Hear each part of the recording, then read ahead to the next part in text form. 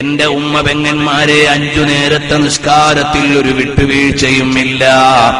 അത് കല്യാണത്തിലാണെങ്കിലും ഇല്ല, അത് മകളുടെ കല്യാണത്തിനാണെങ്കിലും ഇല്ല, നിന്റെ കല്യാണത്തിനാണെങ്കിലും ഇല്ല. പ്രിയപ്പെട്ട പെങ്ങളെ, നിന്നെ വിവാഹം ചെയ്തയക്കുന്ന ദിവസം നീ ളുഹർ നിസ്കരിച്ചിട്ടുണ്ടോ? നീ അസ്ർ നിസ്കരിച്ചിട്ടുണ്ടോ? മഗ്രിബ് നിസ്കരിച്ചിട്ടുണ്ടോ? നീ രാവിലെ തന്നെ ഉടുത്തൊരുങ്ങി ആമിന ഓഡിറ്റോറിയത്തിലോ പരിസരത്തേതെങ്കിലും ഒരു ഓഡിറ്റോറിയത്തിലോ പൊതുദർശനത്തിന് നിന്നെ കൊണ്ടുവച്ചതല്ലേ രാവിലെ തന്നെ?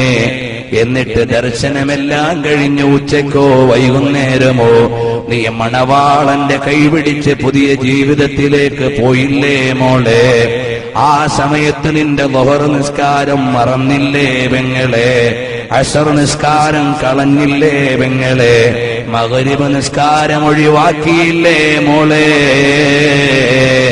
നീ പുതിയൊരു ജീവിതത്തിലേക്ക് കടന്നപ്പോ നിസ്കാരം ഖളാക്കിയിട്ട് കടന്നാൽ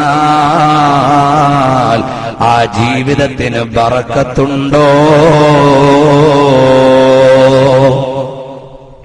മുസ്ലിയാര് നിക്കാഹ് കഴിഞ്ഞിട്ട് ബാറക്കല്ലാഹു ലക്കുമാ വബാറക അലൈക്കുമാ ദുആ ഇരുന്നിട്ടുണ്ട്.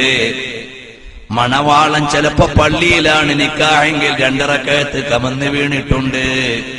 പെണ്ണെ, നിന്റെ ളുഹറന്നില്ല, അസ്റന്നില്ല, മഗ്രിബില്ല.